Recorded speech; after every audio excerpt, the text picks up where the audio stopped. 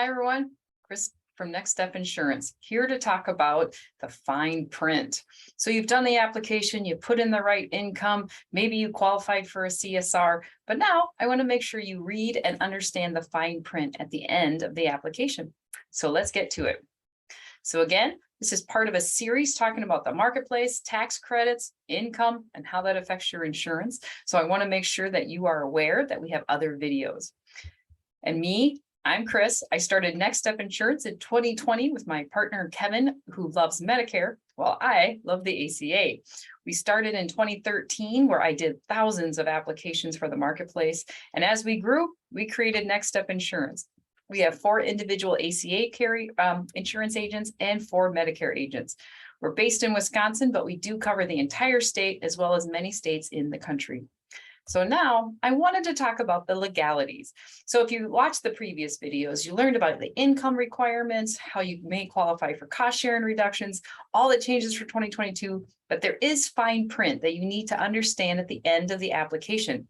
After all, even if a broker is helping you, you are the one signing this legal document with the marketplace.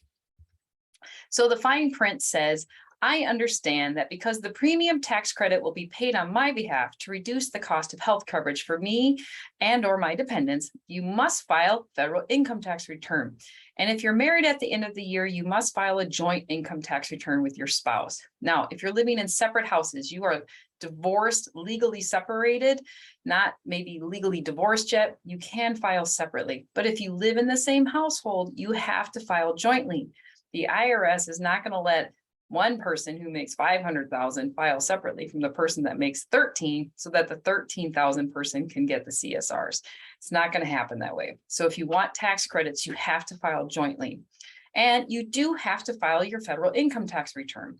Even if you only collect Social Security and it's not taxable, you still need to file because they need to make sure that you were telling the truth on your application when you estimated your income. And if you don't file, what can happen is you lose your tax credit because they don't know if you're telling the truth. So make sure you file. You will get a 1095 from the health insurance marketplace, healthcare.gov, around January. It comes with the rest of the tax forms. Make sure you have that document with you when you hand in all of your stuff to your accountant, or you can enter the information yourself if you need to. The next fine print says, I also expect that no one else will claim me as a dependent on my federal income tax return. So those who are dependents cannot do this separately. I will claim a personal exemption deduction on my federal income tax return for any individual listed on this application as my dependent, who's enrolled in coverage through the marketplace and whose premium for coverage is paid in whole or in part by advance payments of the premium tax credit. So the biggest part of this is make sure you know who your tax dependent is for the entire year. As I mentioned previously, a tax credit is not for part of the year or a couple of months. It's the IRS. They want a snapshot of the entire year. So if you have a college kid who's going to be graduating, better make sure you talk to your accountant to see if you can claim that child for the entire year. If not, don't put them on the application. Have them get their own application. Often it's cheaper for them anyways. Now you can have a direct tax dependent who's a disabled child. Maybe you have an elderly parent who lives with you.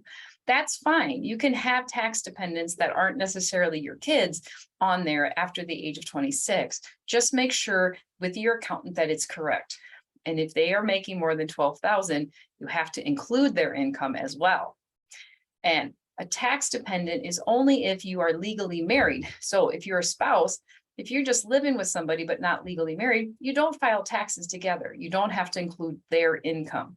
If you have a 27-year-old that you're letting live with you, they're not a tax dependent. You don't have to include their income. If any of those things change, I understand that this may impact my ability to get the premium tax credit. I understand that when I file my federal income tax return, the IRS will compare the income tax return with the income on this application. I understand that if the income on my tax return is lower than the amount of the income on my application, I may be eligible to get premium tax credits back. If you're already paying zero, they're not going to give you money back. But on the other hand, If the income on your tax return is higher than the amount of the income you put on the application, you may owe the federal income tax, the federal IRS back.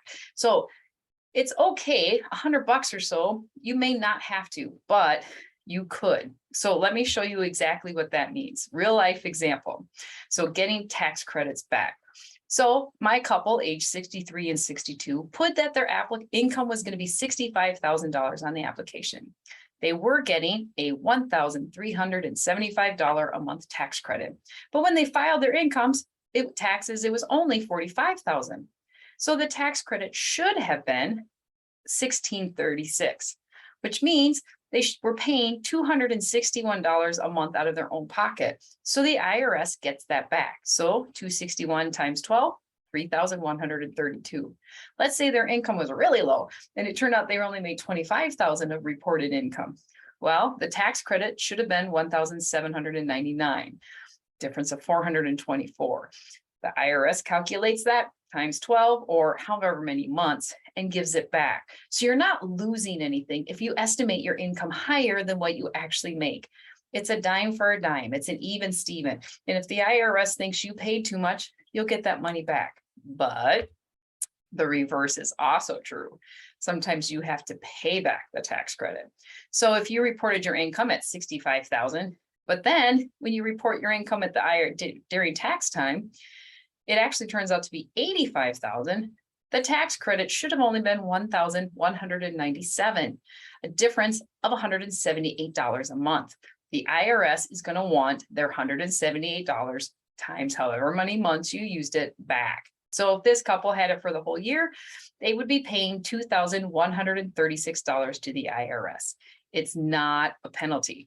It's what you would have been paying anyways. It just is a lump sum as opposed to a little bit each month.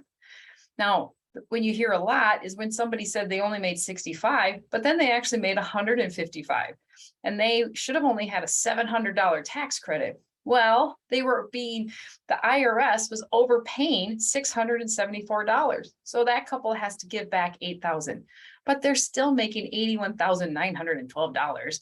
You are only paying what you owe. There's not a charge for it. There's not penalties. There's not interest. If you paid too much, the IRS gives you the money back. If they pay too much, they want their money back. Now at our office, you can call us at any time. We deal with that pretty much every day. Somebody will get, oh, I want to take some money out. Or what happens if I get this part-time job? We are happy to run those calculations for you and let you know. You can do one of a couple of things. One, we can go in and update your income at the marketplace at that moment. And then you just pay a little bit more each month. Or you can just wait and pay the lump sum at tax time. Sometimes it makes sense to wait. You don't want to change the CSR from a $550 deductible up to $3,000. So we can let you know when it is smart to update the application and when it might be smart to just wait. But we can still give you the estimate of what you may have to pay back. If you have any questions, please put those in the comments. I'll get back to you as soon as I can. You can call us or email or text us. The numbers are in the notes, and I'll be happy to walk you through some of this some more. Again, I am Next Step Insurance. We are the #1 choice in Sheboygan County for medical, Medicare, and more, and we are in Wisconsin and throughout the country. Please feel free to call us, text at any time. Thank you.